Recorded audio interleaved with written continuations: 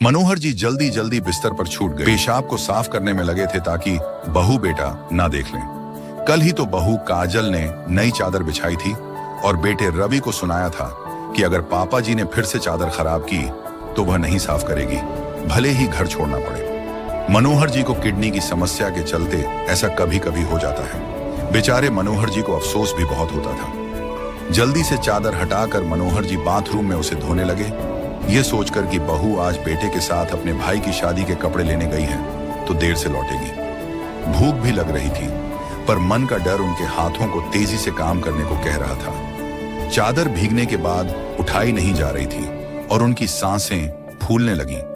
तभी उन्होंने सामने अचानक बेटे बहू को खड़ा पाया। वे बस इतना बोले, बहू अब नहीं होगा, मैंने साफ कर दी है। बेटे रवि ने अपने पिता को सहारा देकर कुर्सी पर बैठाया। बहू ने नाराजगी से कहा, देख लो, फिर तुम्हारे पिता ने बिस्तर खराब कर दिया, कितनी बदबू आ रही है, इन्हें अस्पताल में भर्ती करवाओ।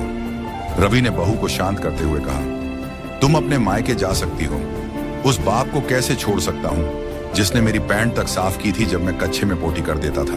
उस बाप का पेशाब नहीं साफ होगा जिसकी यूनिफॉर्म पर मैंने उस दिन टॉयलेट कर दी थी जब पिताजी अपने सम्मान समारोह में जा रहे थे। रवि ने अपने पिता को संभालते हुए कहा, चलिए पापा, आप कितने गीले हो गए हैं, ठंड लग जाएगी, आपके लिए चाय बनाता हूं। बेटे ने दीवान से नई चादर निकालकर बिस्तर पर बिछाई, मनोहर जी को बैठाया, उनके कपड़े बदले और अपने हाथों से चाय पिलाने लगा।